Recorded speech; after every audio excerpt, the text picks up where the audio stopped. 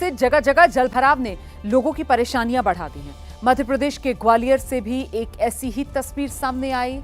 इसमें अंडरपास में पानी भरा हुआ है और यहां एक कार फंसी हुई है। कार में सवार लोगों की जान मुश्किल में आ गई। ये कंपू पुल बताया जा रहा है और यहां इतना पानी भर गया, कार पानी में डूबने लगी। कार में सवार लोग गाड़ी की छत पर चढ़े और इसके फौरन बाद यहां जो स्थानीय लोग थे वो हरकत में आए। कार की छत से लोगों को ऊपर खींचा गया, रेस्क्यू किया।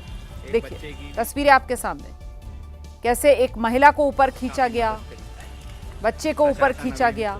कार में ये लोग फंस गए थे क्योंकि गाड़ी पानी में डूबी हुई। ये कंपू पुल और उसी के नीचे ये जल भराव।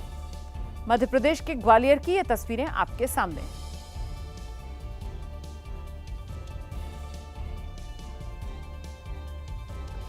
बारिश से यूपी का हाल भी बेहाल है। ललितपुर में तेज बारिश से नदी नाले सब उफान पर हैं। लोग अपनी जान जानबूझकर जोखिम में भी डाल रहे हैं। यहाँ की खेडर नदी है, यहाँ खेडर नदी में बाढ़ की सी स्थिति बनी हुई है और इस वजह से जो पानी है वो पुल के ऊपर से बह रहा है।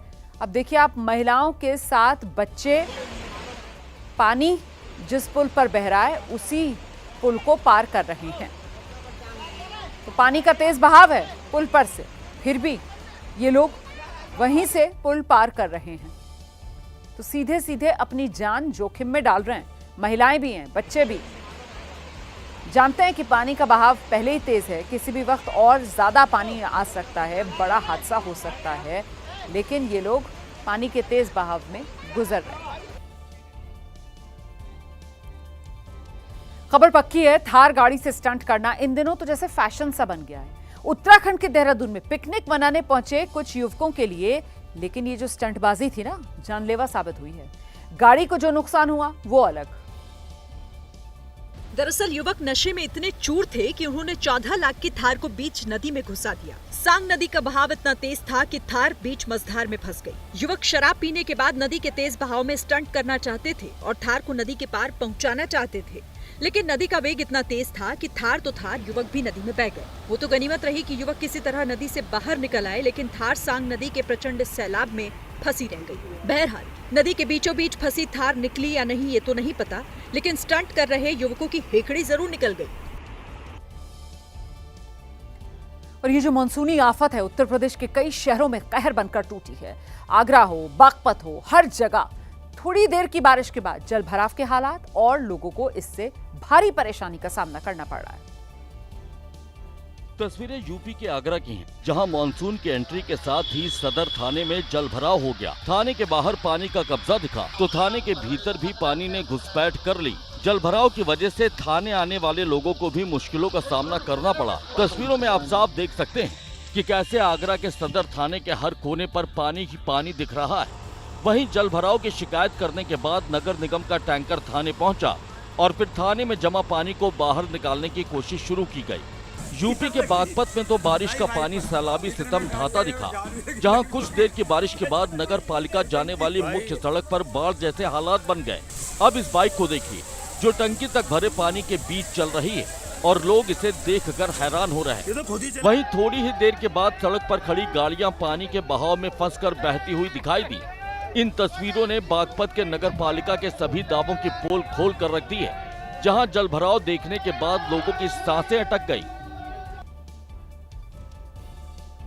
जब जब मानसून आता है तब तब उत्तर भारत के कई ऐसे इलाके हैं जिनका डूबना तो आप समझिए तय है। इसी में एक इटावा का मैनपुरी अंडरपास है। इस बार भी तालाब बन चुका है मानसून में। कई लोगों की जान मुसीबत में यहां फंसी है। बारिश होती गई और हर बार की तरह इटावा का ये मैनपुरी अंडरपास बारिश के पानी में डूबता गया। खतरे की बात ये थी कि एक बस भी इसी पानी में फंसी हुई थी। हालांकि पानी और ज्यादा भरता उससे पहले ही बस में मौजूद सवारियों को उतार दिया गया और अब बाहर निकाल लिया गया।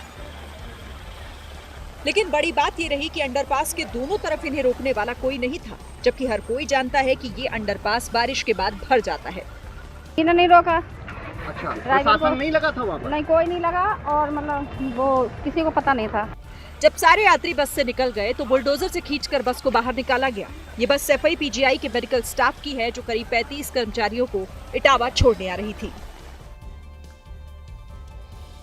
वहीं असम का गोलाघाट इन दिनों बाढ़ की मार से करहा रहा है। धनसिरी नदी खतरे के निशान के ऊपर बह रही है और इसकी वजह से कई इलाकों पर संकट मंडरा रहा है। तस्वीरें बताने के लिए काफी है कि कुदरत की मार से तबाही कितनी भीषण मची है। गोलाघाट में हर तरफ पानी का कब्जा देखने को मिल रहा है। बाढ़ का पानी गांव में तबाही का सैलाब लेकर उमड़ रहा है और इसकी वजह से स्थानीय लोगों की जिंदगी पर खतरे के बादल मंडरा रहे हैं। धनसिरी नदी का उफान सब कुछ तबाह करने पर आमादा दिख रहा है, जो खतरे के निशान के ऊपर बह रही है और नदी का पानी अब रिहायशी इलाकों को अपनी जद में लेता दिख रहा है।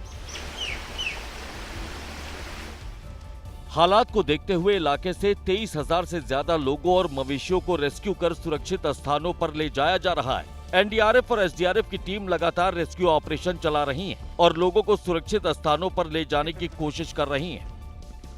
अभी तक तो हम लोग अराउंड 23,000 पीपल अफेक्टेड हुआ है। उसमें से मोटा मोटी अराउंड 9,000 जैसा ही मेरा कैंप में है। 34 कैंप से, रिलीफ कैंप से, और सर्कल 5 सर्कल अफेक्ट हुआ है। तो यहाँ पे हम लोग अभी जोर तोड़ काम कर रहे हैं। प्रशासन की ओर से बाढ़ प्रभावित लोगों के लिए 34 राहत कैंप बनाए गए हैं, जहां पर लोगों को रखा गया है। साथ ही हालात पर नजर रखी जा रही है ताकि किसी भी तरह के हादसे से लोगों को बचाया जा सके। उधर मध्य प्रदेश के कटनी में बारिश की वजह से पिछले साल बनी पुलिया बह गई। इसके बाद पुलिया निर्माण में भ्रष्टाचार के आरोप तेज हो गए हैं और वहीं बारिश की वजह से एक स्कूल में भी जल भराव हो गया है, जिससे छात्रों को खासी परेशानी उठानी पड़ रही है। ये विश्राम बाबा के आश्रम के नीचे बनी वो पुलिया है जो पहली बारिश भी नहीं झेल पाई। ये पुलिया पिछले साल बनाई गई थी, लेकिन पहली बारिश के पानी का बहाव भी झेल नहीं सकी। पुलिया का एक हिस्सा पानी के बहाव की वजह से टूटकर बह गया और इसके नीचे अब पानी का फव्वारा निकलता दिख रहा है। बताने की जरूरत नहीं है कि नगर पालिका की ओर से इस पुलिया के निर्माण में भयानक लापरवाही बरती गई है और अब इस पुलिया के निर्माण में भ्रष्टाचार के आरोप भी लग रहे हैं। लाखों की लागत से बनाई गई पुलिया के इस तरह बह जाने के बाद से लोग इसे बनाने वाले ठेकेदार और संबंधित अधिकारी पर कार्रवाई की मांग कर रहे हैं।